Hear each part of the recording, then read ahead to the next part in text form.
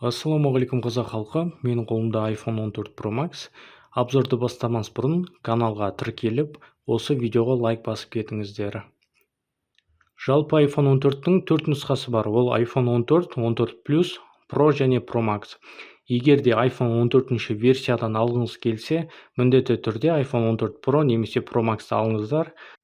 Өйткені iPhone 14 және 14 Plus версияларында iPhone 13-тің процессоры, яғни миы орналасқан. Және айта кетерім, Pro және Pro Max-та осындай Dynamic Island бар. Так, сонымен менде iPhone 14 Pro Max Space Black 256 гигабайт памятпен.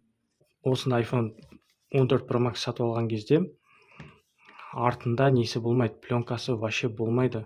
Жоғарысында жыртатын несі бар, мынандай наклейкасы бар. Осыны төменде астында бар осылай жыртасыздар.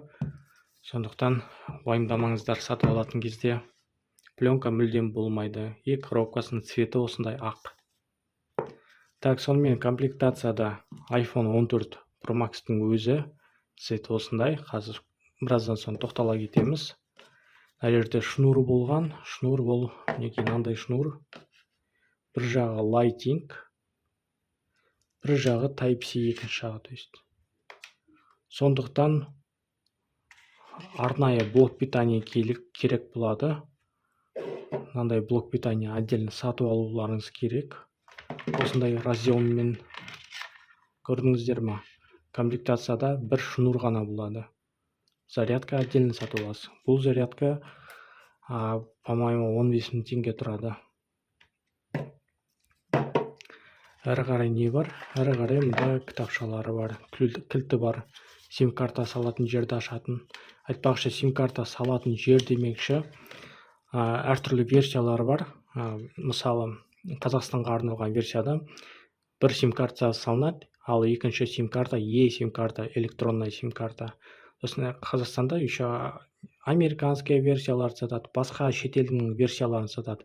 Америкалық версияда ол жерде мүлдем сим карта салынбайды физическая, ол жерде мына слот мүлдем болмайды.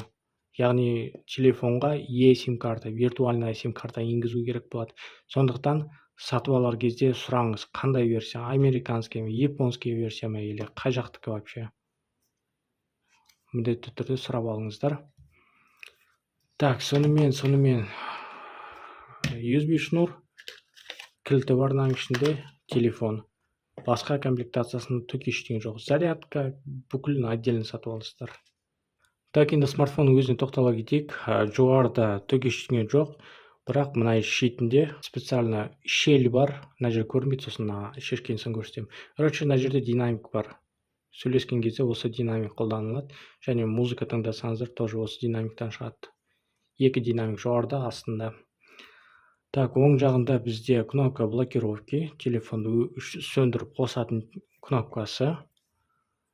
Астында бізде микрофон, зарядкаға және наушникке арналған разъем, Lighting.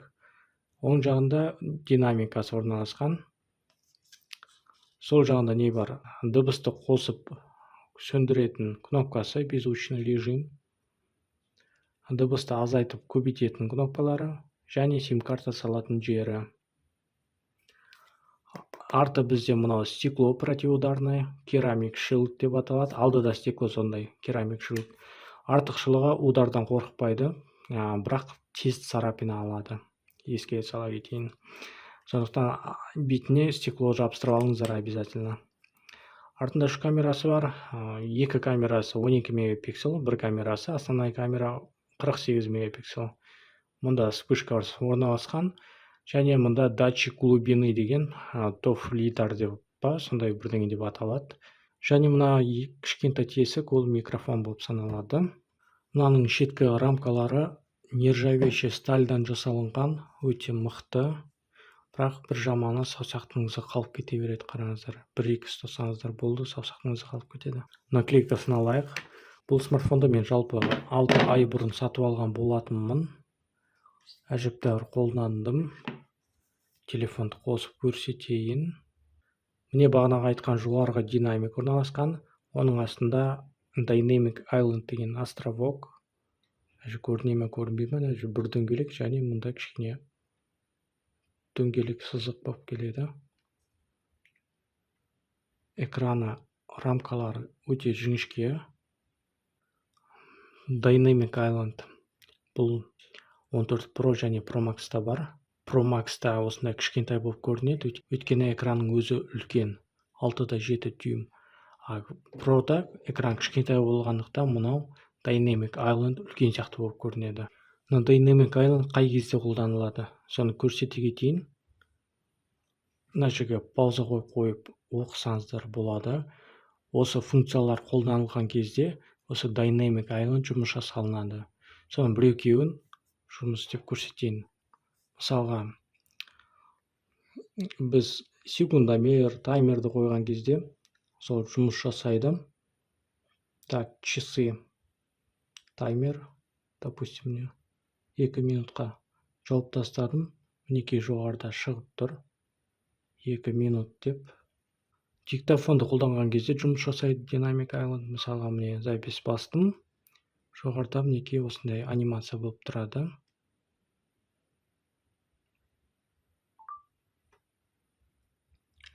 Даже арна ойын бар, соған арналған. Так. Играть. Мінекей осындай ойын. Бұл ойында iPhone 14 Pro, Pro Max'ы бар адамдар ғана ойнай алады.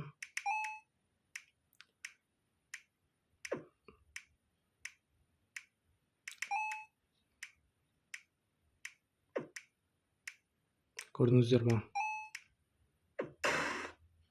Солай, короче. Даже, кстати, айтпақшы, мына жерде әртүрлі анимациялар жасап қоюға болады. Мысалы, ит, мысық, мына жерде жүгіріп жүретінді қылып қоюға болады. Әртүрлі программалар бар арнайы. Мынандай сіздерге көрсету үшін скачать еттім бұл программаны. Қазір көрсете салайын. Сосын өшіріп тастаймын. Так, қалай қолданады? Island жасап. Мінекей жоғарыға қараңыздар. Көрініп тұр ма? Көрініп тұрған жоқ па? Мінекей көрдіңіздер ме? Кішкентай мысық жүгіріп жүр. Так, түсіп кетпейді екен.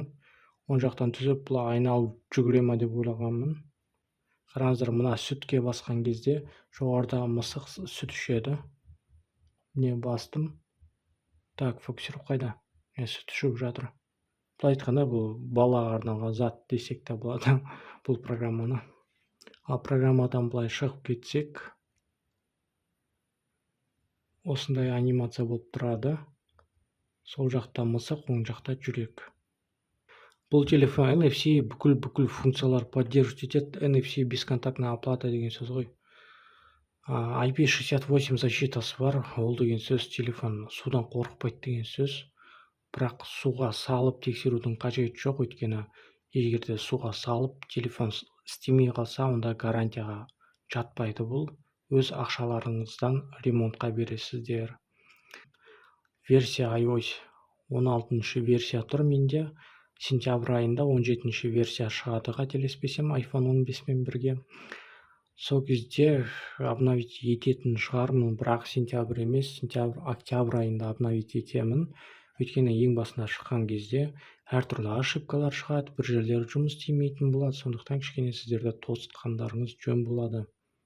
Экранына келетін болсақ, экраны OLED экран, 6,7 дюйм. Разрешениесі 1290-да 2796 пиксель. Яркості, мынау қолдан көбейтсеңіздер 1600 нитке көбейеді. Ал егер күннің астына шықсаңыздар, яркості автоматически одан да яркий болады, 2000 нитке дейін көбейеді. Былай айтқанда, түсінікті тілде айтсам, күннің астында тұрған кезде экранның бүкіл жазулары, әртүрлі суреттер анық көрініп тұратын болады. Экран частота обновления кадров 1-ден 120 Гц-ке дейін. 1 Гц қай кезде қолданылады? Ол мысалға, мына жерде Always on Display'ді қосқан кезде, қостым, блокировка қойдым. Осы кезде 1 Гц жұмыс жасайды. Және Apple компаниясы бұл Always on Display, мына сағат түнгі уақытта жұмыс жасамайды деп айтады, және қалтаға салған кезде жұмыс жасамайды дейді. Оны тексеріп көрген жоқпын, өйткені мен бұл функцияны мүлдем қолданбаймын. Айтпақшы, Samsung'тардың экрандарымен салыстырғанда Samsung Galaxy мысалға S22 Ultra экраны Samsung'та өте сочный, мына iPhone'ға қарағанда. Бірақ Samsung'тың минусы ол көзге нагрузка көп болады да. iPhone'да көзді ауыртпайтын экран тұр. Сондықтан көзі ауыратын адамдарға мен iPhone ұсынамын. Процессоры Apple A16 Bionic, характеристикалары мұрнында орналасқан, оперативная память 6 гигабайт. Біз қазір бүкіл ай ойлап тұрған шығар, 6 гигабайт, неге 6 гигабайт? Android'тарда уже 16 гигабайт бар деп. Бірақ есте сақтап алыңыздар, iPhone'ға 6 гигабайт спокойно жетеді. 6 гигабайт сол мысалы басқа Android смартфондардың 16 гигабайтымен бірдей жұмыс жасайды. Кей кезде даже iPhone артық жұмыс жасайды. Ал енді камера жақтарына тоқтала кетейік. 3 камера, екеуі 12 мегапиксель, основная камера 48 мегапиксель. Оны еще отдельно қосу керек, 48 мегапиксельді. 48 мегапиксельді камерамен фото түсірсеңіз, фотоның памяти, жадысы примерно 70-80, кей кезде даже 100 мегабайт болады. Сондықтан iPhone 14 Pro Max алатын болсаңыздар, аз дегенде 256 гигабайт алыңыздар. Егер де фото-видео көп түсірсеңіздер, сразу 500 гигабайт немесе 1 терабайтты қалғандарыңыз жөн болады. Мынау дөңгелек TOF дейма, сондай лидар или қалай аталатын білмеймін. Датчик глубины. Ол не істейді? Бірінші соны көрсете кетейін. Мынандай арнайы программалар бар, міне Polycam дейді, соған арналған. Мына жерде сіз бір затты сканировать етесіз да, соның 3D моделін шығарасыз. Мысалға, мұнда адамдар өздері бірдеңелер түсірген, мұнда ойыншық итті түсірген. Не мысалға адамның басын сканировать еткен да, осылай сақтап қойған. Мінеке біреу машинасын сканировать еткен. Біреу жатқан мысығын сканировать еткен. Кіріп қарайық. Мінеке мысықты сканировать еткен екен. Бұлай жылжытып жан-жағынан қарауға болады. Жақындатып көруге болады. Прямо жақсы качествода. Вот сол үшін мына датчик глубины керек. Камераның настройкаларына кіре кетейік. Ол үшін настройкаға кіреміз. Мына жерден біз камераны таңдаймыз. Енді қараңыздар. Форматқа кірдім. Соның ішінде эффективный әртүрлі режимдер бар. Мінеке Apple Pro RAW деген өшіп тұрады сіздерде. Соны қосасыздар. Сосын мына жерден 48 мегапиксель деген таңдайсыздар. Так, мінеке мына жерде тоже жазылған. 48 мегапиксельді фотоға түсірсең 75 мегабайт примерно орында алады деген. Мына жерде әртүрлі тағы режимдер бар. Запись видео осындай разрешениеда 4К 60 кадров максимум. Так, мына жерде тағы әртүрлі таңдайтын заттары бар екен. Енді камераның өзінің ішіне кірейік. Так, мінеке любой затты қоя салайық. Просто көрсете кетейін. Мынаған қараңыздар, астында 0.5 ол ультра широкоугольная камера. Бірге бассаңыз основная камера. 2 двухкратный зум, трехкратный зум. Мына жерде вообще 15-кратный зум таңдауға болады. Бірақ ол кезде качествосы төмендеп кетеді. Ал 48 мегапикселді қосу үшін жоғарыда міне RAW деп тұрады. Соған басасыздар. Сол кезде фотоға түсірсеңіз, памяті көп алады. Егерде өте жақын жерден фотоға түсіргіңіз келсе, бұлдырлап тұрса, онда ультра широкоугольный камераны қосып, жақындатсаңыз, качествосы жақсы болып тұрады. Қазір мен түсірген фото видеоларымды көрсете кетейін. Так, сонымен мінеке фотолар. Бірінші фото. Бұл жерде ультра широкоугольный камераға түсіргенмін, қателеспесем. Качествосы жақсы. Камера дұрыс көрсетпей тұр. Жақындатып көрсетейін.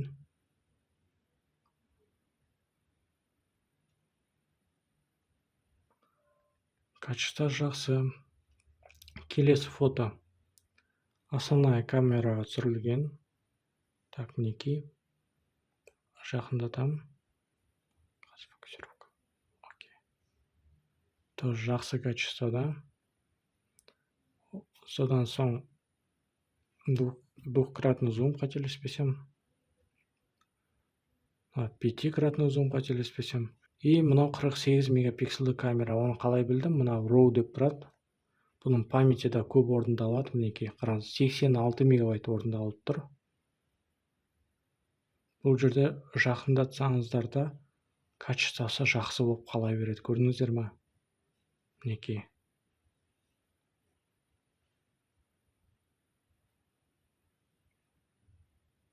Ол мынандай расстояниеде орналасқан.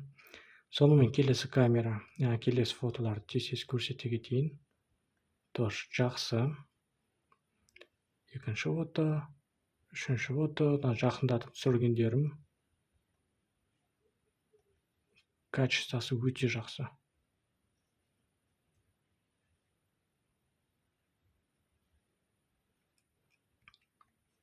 Ультра широкоугольная камера. Основная камера. Сотканың да фокусировкасы дұрыс істемей тұр, мына түсіріп жатқан.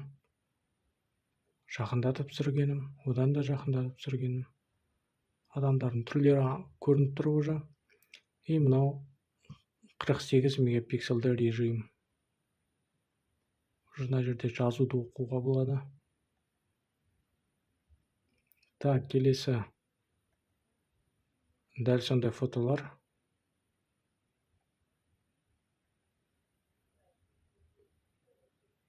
Так, мінекей. Келесі фото. Мына жерде вообще мықты түсірілген.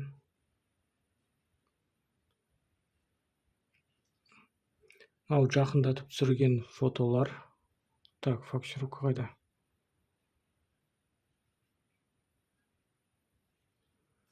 Мультфильмді көрген адамдар сразу таниды. Наруто мультфильмінен бұл. Аттарын білсеңіздер, комментарийға жаза кетіңіздер. Мынау, кстати, ультра широкоугольная камераны қосып, макро режимде фото түсіргенмін. Мына жерде шыбынның аяқтарын көруге болады, ауыздарын, неке.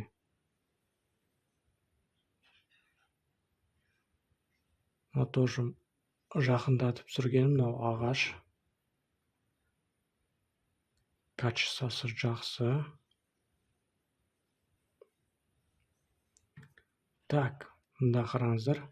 Сочный фото болып шыққан. Ультра широкоугольная камера. Основная камера. Жақындатып түсіргендерім. Бүкіл анық болып көрініп тұр. И мынау 48 мегапиксельді режим. Бұл жолы 68 мегабайт болып шығыпты. Видеоны көрейік. iPhone 14 Pro Max 4К 60 кадров в секунду. Қазір мен жүріп бара жатырмын. Так, бір орында тұрып жақындатып көрейік. Қазір широкоугольный камераны қосып көремін. Так, 0.5 широкоугольный камера қосылмайды. Жақындатамыз. Максимум 6x. Бүкілі плавно. Күннің көзі шығып тұр. Стабилизацияны қосқан жоқпын, бірақ автоматически өзі кішкене болса да стабилизация қосылып тұрады, сондықтан жүріп бара жатсам да қатты былай секіріп тұрған жоқ. Қазір фокусировканы тексереміз. Так, міне алыста, жақында, алыста, жақында. Так, келесі видеоны көрейік. Full HD 60 кадр.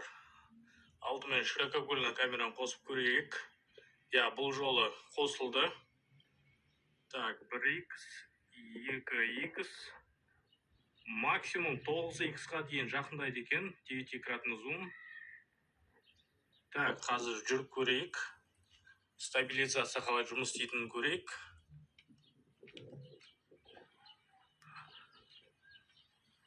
Стабилизация жақсы жұмыс істеп жатыр. Қазір фокусировканы тексерейік. Кішкене алыстау. Так, жақындау. Алыстау. Жақындау. Так, келесі фото. Ультра широкоугольный камера қосып түсіргенмін. Макро режимында. Качествосы жақсы. Одан кейінгі фото. Тоже качествосы күшті болып тұр. Так. Былай основная камераға түсіре салғанмын. Тоже жақсы качествосы. Былай айтқанда iPhone-ның 3 камерасы да өте жақсы түсіреді. Алдыңғы камерасы тоже жақсы. Фокусировкасы бар айтпақшы алдыңғы камерасында. Неге олай айтып тұрмын? Өйткені ескі версияларында болған жоқ. Даже 13 Pro Max-та алдыңғы камерасында фокусировка болған жоқ. Сондықтан селфиларда адамның беттері қатты анық болып көрініп тұрмайтын. А жаңа версияда качествосы өте жақсы. Звугына тоқтала кетейік. Музыка, фильм көрген кездерде звук астынан шығады және жоғарыдан шығады. Астынан шыққан звук кішкене мықтылау болып келеді жоғарыға қарағанда. Сонымен музыканы тыңдайық. Бірінші жай-жайдан көбейте бастаймын. Мощностьін тыңдап көріңіздер.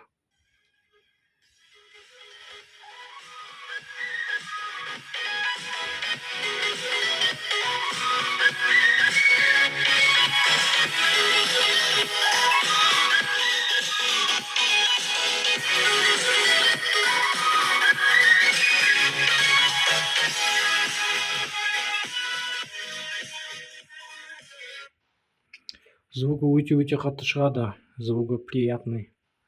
iPhone 14 Pro Max-тың батарейкасының емкості 4323 мА. Android-пен салыстырсаңыз тағы да Android-тарда 5000, 6000, даже 7000 мА-лік смартфондар кездеседі. Бірақ мына iPhone 14 Pro Max мынандай батарейкамен, даже Galaxy S23 Ultra бар ғой, тоже қымбат тұратын. Ода батарея 5000 болса да, мына iPhone зарядкасы одан да ұзақ шыдайды.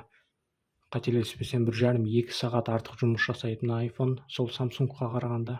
Быстрая зарядка жағынан мына iPhone-да быстрая зарядка максимум 25 Вт болады. Енді примерно 1,5 сағаттай зарядталады. Бірақ егер смартфонды дұрыс зарядтағыңыз келсе, 20%-тен 80%-ке дейін ғана зарядтау керек. Батарейкасы, егер ойын ойнайтын болсаңыздар, состояние аккумулятор сразу төмендеп кетеді. Мысалға, менде 2 айдың ішінде 100%-тен 97%-ға түсіп кетті. Оны біз настройкадан көрсек болады. Настройкаға кіреміз. Аккумулятор. Сосын мұнда состояние аккумулятора. Реверсивная зарядка тоже поддерживать етеді. Ол примерно осы жерде орналасқан. Беспроводная зарядка ғой. Арнайы зарядканы сатып аласыз, сосын былай жоғарысынан қоя салған кезде телефон зарядталатын болады. Бірақ ол жағдайда 1,5 сағат емес, одан да көп зарядталады, ұзақ зарядталады. Қорытындылай кетсек, осы смартфонда ұнаған жері ең бірінші экраны, көзді ауыртпайтын экран, ол өте маңызды, ең бастысы денсаулық өйткені. Менде зрением нашар, сондықтан экраны бірінші плюс экраны. Екінші плюс зарядканы ұзақ ұстайды. Үшінші плюсы камералары мықты. Даже Galaxy S23 Ultra қарағанда мынаның камерасы мықты болады. Төртінші плюсы iPhone-ды всегда қымбат сатуға болады. Хоть 3 жыл өтсе де, бұны Samsung-ға, басқа смартфонға қарағанда бұны қымбат сатасыз. Тағы да басқа плюстар бар, пока есіме түспей тұр. Ал минусына келетін болсақ, ойын ойнайтын адамдар үшін бұл қиындау болады. Неге? Өйткені біріншіден ойын ойнасаңыздар, состояние аккумулятора түсіп кетеді. Ол деген сөз, уақыт өте келе смартфонның зарядкасы тез бітетін болады. Екіншіден, iPhone қызып кетсе, ойын ойнап жатқан кезде яркости төмендеп кетеді. Бірақ кейбір Android-тар тоже яркости төмендеп кетеді. Тағы бір минусы, ол смартфон, iPhone ұзақ зарядталады. 1,5 сағат деген ол енді өте ұзақ. Өйткені қазіргі Android-тар даже 10 минутта зарядталады, 0%-тен 100%-ке дейін. Ал бұл 1,5 сағат. Егер де сіздерде iPhone 11, 12, 13 версия болса, онда кішкене тосып iPhone 15 Pro немесе Pro Max алыңыздар. Егер 13 Pro-дан жоғары болса, онда iPhone 16-ны тосқандарыңыз дұрыс болады. Тағы қандай смартфондар туралы обзор түсірейін, соны комментарийға міндетті түрде жазып кетіңіздер. Ал жақсы, сау болыңыздар.